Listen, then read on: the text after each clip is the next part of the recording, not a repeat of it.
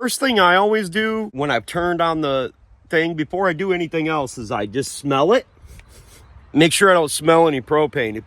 If you're smelling propane, you definitely don't want to be smoking around it. Okay, so just so you folks know, I'm going to show you how to fill your propane tank at the store. When you live in the country, they'll let you fill your own propane tank. Okay, so listed on the side of here, this is reverse thread, so it's going to say loosen, and it's going to have an arrow that points towards it. And on the opposite side, it's going to say tighten. It's empty. I'm using vice grips to tighten and loosen this. This is actually a 3/4 nut. You should use an adjustable wrench, but this thing's stripped out so bad, I can't loosen it. I think it's kind of neat, but for you folks that didn't know this, at the top of most vice grips, real vice grips anyways, they will have a 4mm Allen key. This is so you sissy babies can tighten it up and you don't have to hold your little hands squeezing it. We have kids that strip this off and make it to where you have to use vice grips like I did. Take the line, take it off of here, put it here, because it's hard as heck to remove this line on the regulator when it's flopping around. Just so you know, these little hash marks on the side of here always indicate that it's reverse thread. Make sure you put the cap on the top of your tank before you enter it into a vehicle to be transported down the highway. I grab a dolly. Even though it's not very heavy to get in, to get out, to put back in the van after it's filled, real pain in the ass. Now, it does not matter which size propane tank you're filling, small ones or little ones, it's all the same. The first thing we're gonna do is set this up on the scale, and then we're gonna take the scale and we're gonna move it over to 100. And the reason that we do that is because when this propane tank reaches 100 pounds, that scale is going to teeter up and turn off.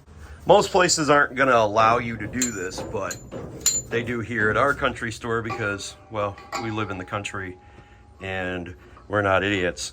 The same thing that you did when you did it, when you unscrewed it, it's reverse. Usually stuff goes like this, clockwise, to be tightened, but these are opposite. Now, me personally, I like to bring a crescent wrench with me and tighten this up because a lot of times this is going to leak. We're going to check this for leaks when we tighten it up. And we're going to turn on the valve, and we would put pressure in it like that because there's always going to be pressure in the line. And see how it's leaking? Should not be bubbling like that. And that's why I bring the crescent wrench with me.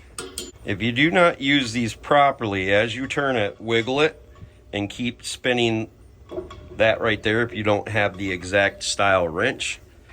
Give it nice and tight. Now we're going to go ahead and hit it with the charge again just to make sure. Yep, still a little leak. That should be right now because I gave it the good old holy mustard. It's still leaking. Well, as they say, the third time is the charm. Good, no more leaks. Perfect. Most of these are gonna have a box like this. And you're gonna reset this if it has one, just so you know what the... This is proof right here that I probably shouldn't be teaching people how to do this. I'm not the one. Now we've got the pump turned on. We can open the valve. Okay, folks, don't get to be all crybabies and telling me how this is going to blow up or you're going to hurt yourself. You're not. I didn't look closely at the scale before I started setting it, so I'm going to move it back to where it should be so it works properly. Now, I want you to just think of things like this. If you don't do this, somebody else like me is going to have to do this. And doing anything is easier than paying somebody else to do it. Plus, you're learning from it. So even if this procedure isn't something that you're going to do every day, it's good to know about. Just like anything else, if anyone else can do it, you can do it too. This whole procedure takes about 10 minutes. It's not a very difficult thing. It's not complicated. It's not hard to understand. It's not anything that you really need to know about. But that's what my channel is about. It's not only showing you how to do things, but why you're doing them in the first place. Here in a few seconds, you're going to hear a significant difference in how the pump is pumping. It's going to change noise. You notice how that noise changed? It's no longer pumping inside there. See how it also stopped? Now we're going to remove this. We'll shut it off like that. We'll turn off the valve here. We'll close this here. And then I'm going to have to take my wrench and remove it. And it's really freaking heavy. I mean, I guess you already know it's 100 pounds.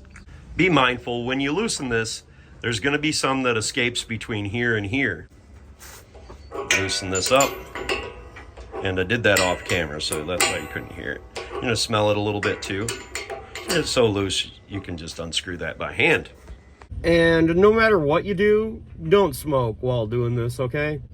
Kind of goes without saying, but you know. You can do yours however you like, but I like to set mine on concrete so the bottom doesn't rust anymore. Good to go. First thing I always do when I've turned on the thing before I do anything else is I just smell it. Make sure I don't smell any propane. If you're smelling propane, you definitely don't want to be smoking around it. Something that I should point out is these are the best types of vice grips to use for this situation because they will lock around this strip nut. Now what we want to do is we want to turn this valve on right here. It's kind of hard to do while I hold my cigarette. So I'm going to go ahead and finish smoking it first. Just kidding. Now we want to grab some soap and water. Just double check it, make sure we don't have any bubbles. No bubbles whatsoever, not even a tiny, tiny amount. My name's Clay with the Clay Way here in Grand Rapids, Muskegon, Michigan. And if this video was helpful, please consider subscribing, clicking the notifications, sharing my videos. Give me them sweet old thumbs up. So I hope you folks enjoyed that video. Remember, don't be the next to them, be the absolute first of you. And if anyone else can do it, you can do it too. God bless, folks. Have the best of days.